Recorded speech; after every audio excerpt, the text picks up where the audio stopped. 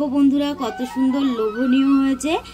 আর আমি এর মধ্যে একদমই পেঁয়াজ রসুন অ্যাড করিনি, আমি জাস্ট আদা দিয়ে আর হচ্ছে গিয়ে জিরের গুঁড়ো দিয়ে কত সুন্দর একটা প্লেন সিম্পল তরকারি করেছি।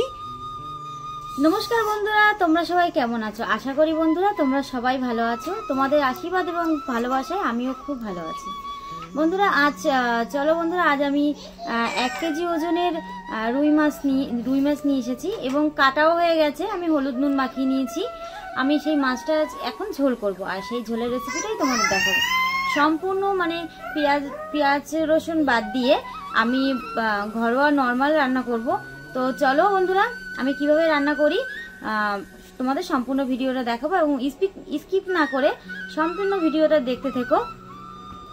বন্ধুরা, আমি সবজিগুলো কেটে নিয়েছি, আর দেখো কেটে নিয়েছি আমি ফুলকপি, আর তার সাথে নিয়েছি আলু, আর তার সাথে নিয়েছি বেগুন, আর অল্প করে মশলার জন্য নিয়েছি একটু আদা কুচি। আদাটা কিন্তু আমি মিহিন করে বাটিনি, আমি আদাটাকে কুচুনির সাহায্যে ঘষে নিয়েছি।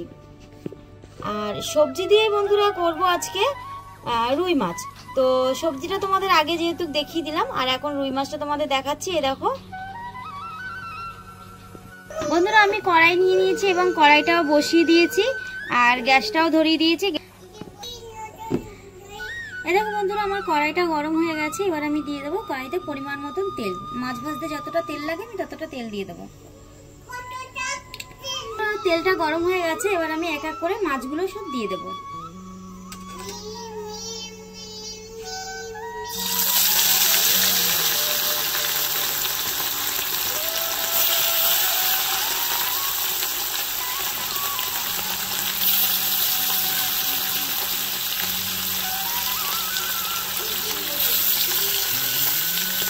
এবার মাছটাকে আমি ফিরিয়ে দেবো।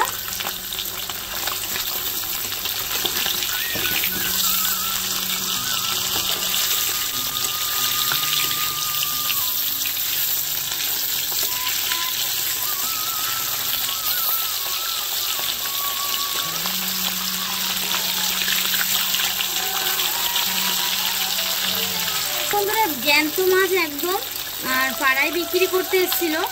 তো আমি বেশিক্ষণ ভাজবো না, আমি হালকা ভাজবো, কারণ বেশি মাছ ভাজতে পরে জানো তো বন্ধুরা, মাছ ভাজলে বেশি কিরকম ছিপে ছিপে হয়ে যায়, ভালো লাগে না মুখে খেতে। এরকম বন্ধুরা, আমার মাছটা ভাজা হয়ে গেছে। এবার আমি এক এক করে তুলে নেব।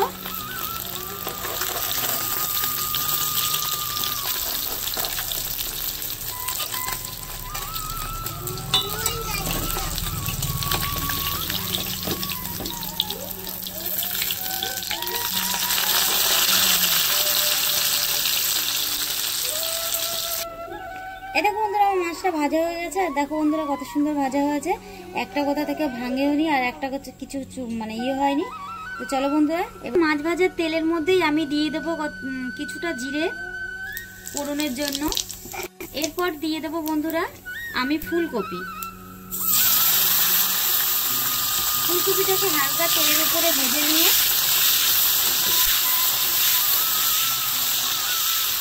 আমি একবারে একসাথেই দেবো না, সব সবজিগুলো হালকা হালকা করে 2 মিনিটের জন্য একটু ভেজে নেবো তেলের উপরে।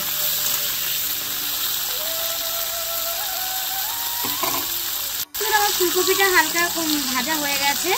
এরপর দিয়ে দেবো আমি বেগুনটা ওরকম সেম পজিশনে এরকম ভাবে ভেজে নেবো, হালকা করে নর্মাল ভেজে নেবো বেগুনটাও। এরপর দিয়ে দেবো বন্ধুরা আলুটাকেও ওরকম ভাবে ভেজে নেবো, একই রকম ভাবে।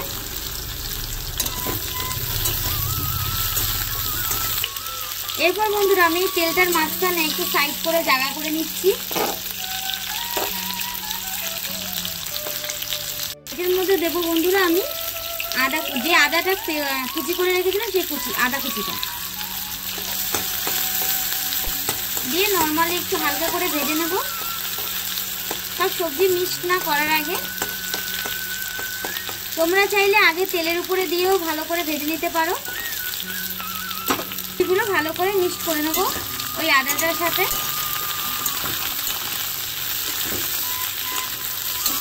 একে একে সব মশলাগুলো দিয়ে দেবো, যেমন দিয়ে দেবো হলুদ গুঁড়ো, এরপর দিয়ে দেবো লঙ্কার গুঁড়ো, এরপরে দিয়ে দেবো জিরের গুঁড়ো। বন্ধুরা জিরেটাকে কিন্তু আমরা ঘরোয়াই পেস্ট করে রেখে দিয়েছি। দিয়ে দেবো বন্ধুরা স্বাদ মতো লবণ। ভালো করে সবজিটা কষিয়ে নেব এই মশলাগুলো দিয়ে।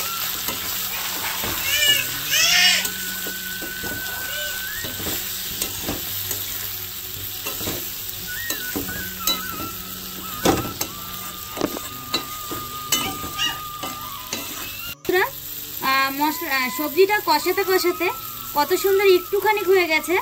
এবার আমি সবজিটা কষাতে কষাতে এমনি হাফ সেদ্ধ বেশি হয়ে গেছে। এবার আমি পরিমাণ মতন দিয়ে দেবো জল।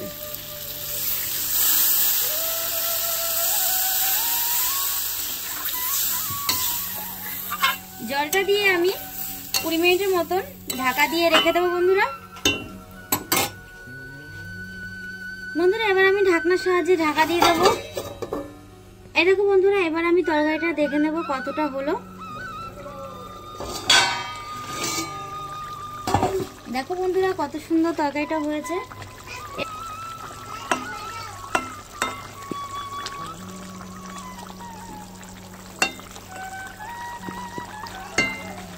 বন্ধুরা আমার সবজিগুলো সেদ্ধ হয়ে গেছে। এবার আমি দিয়ে দেবো এক এক করে মাছগুলো।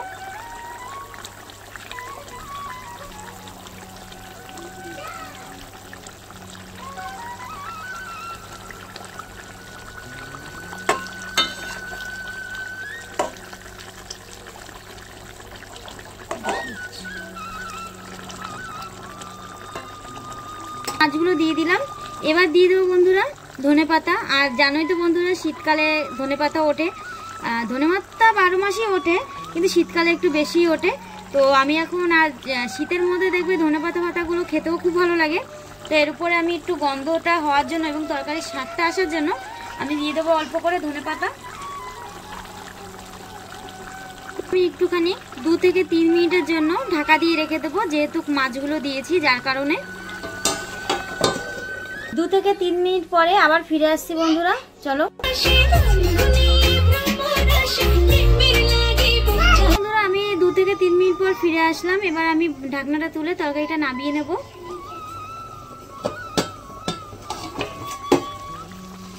আর ঢাকনাটা সরানোর সঙ্গে সঙ্গে বন্ধুরা যেহেতু ধনেপাতা দিয়েছি এত সুন্দর একটা গন্ধ ছেড়েছে, খুবই সুন্দর গন্ধ ছেড়েছে। এবার আমি তরকারিটা নামিয়ে নেব বন্ধুরা।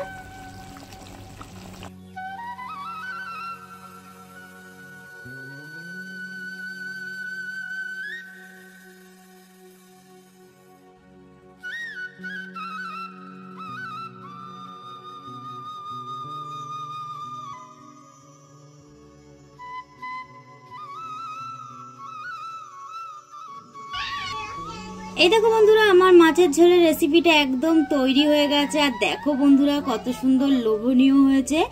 আর আমি এর মধ্যে একদমই পেঁয়াজ রসুন অ্যাড করিনি, আমি জাস্ট আদা দিয়ে আর হচ্ছে গিয়ে জিরের গুঁড়ো দিয়ে কত সুন্দর একটা প্লেন সিম্পল তরকারি করেছি।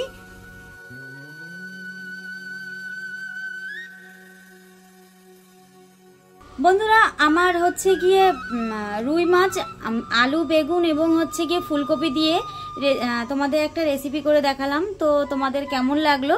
তো যদি তোমাদের ভালো লেগে থাকে তো লাইক কমেন্ট শেয়ার করে দিও, আর সাবস্ক্রাইব করে পাশের বেল আইকনটি টিপে দিয়ে আমাদের সাথে থেকো। আর অবশ্যই বন্ধুরা তোমরা ভিডিওটা দেখার শুরুতে প্রথমে একটা লাইক করে দিও, যাতে আমাদের ভিডিও করতে আরও উৎসাহ হয় এবং আমরা আরও যাতে ভিডিও করতে পারি।